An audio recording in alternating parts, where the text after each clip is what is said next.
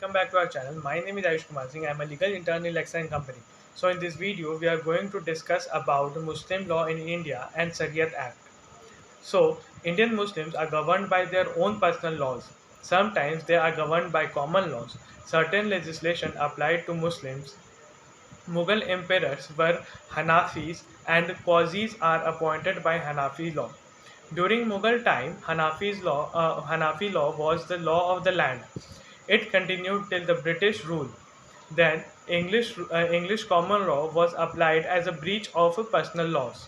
Now the power of Qazis are exercised by ordinary courts.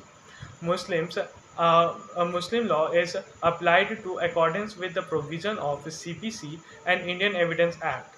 In India, Muslim law is not treated as a foreign law. It is considered as the part of Indian legal system. The rules of Muslim law can be divided into three basic categories. The first one is Muslim law be applied in case of marriage, door, divorce, will, gift, and succession. Second, Muslim law is applied as a matter of justice, equality, and good conscience. And last, third one is Muslim criminal laws. Muslim law of evidence are not applied to Muslims. So now let's see the Sharyat Act 1937, restoring the law of Islam to all Muslims residing in India, doing any way which customs contrary to the Sharia. It is applicable to every Muslim regardless of the school to which he belongs. The word Muslim is not defined. It is applicable to all kind of property, but there are three main exceptions. The first one is agricultural land. Second, testamentized succession in certain communications. And third, chatters other than waqf. So, according to Section 1, this act may be called as the Muslim Personal Laws Shariat Application Act 1937.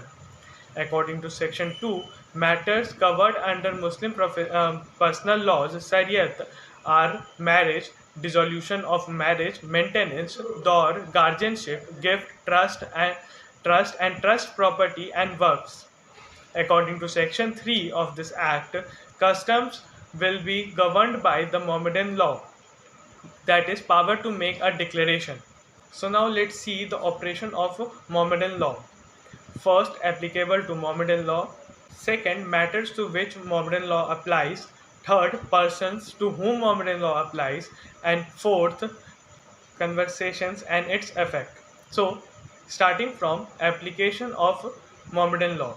Sharyat Act 1937 applies to Muslims. These Mohammedan laws applies to all Muslims whether they are so by birth or by conversion. Any person who possesses the religion of Islam, he accepts the utility of God.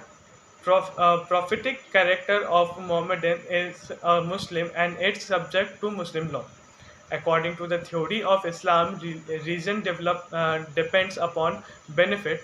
Statutory laws applicable to the Muslims.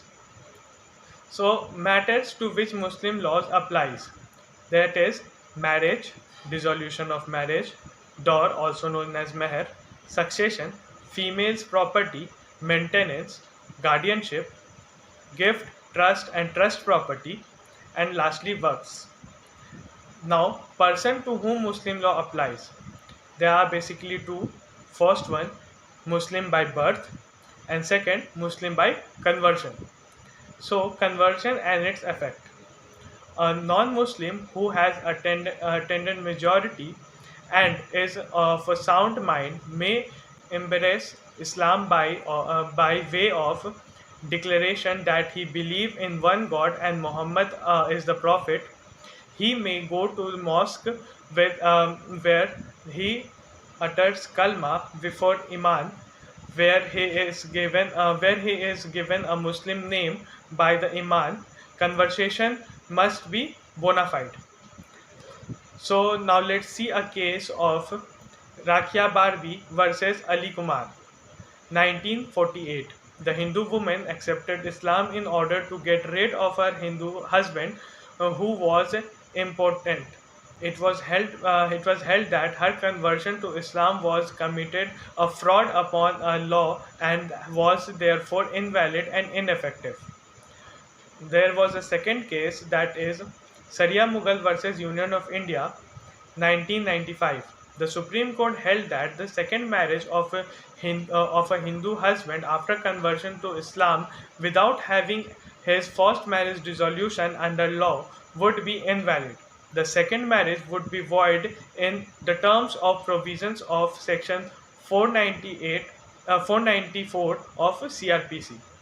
So I hope you find the video informative. So please like, share and subscribe.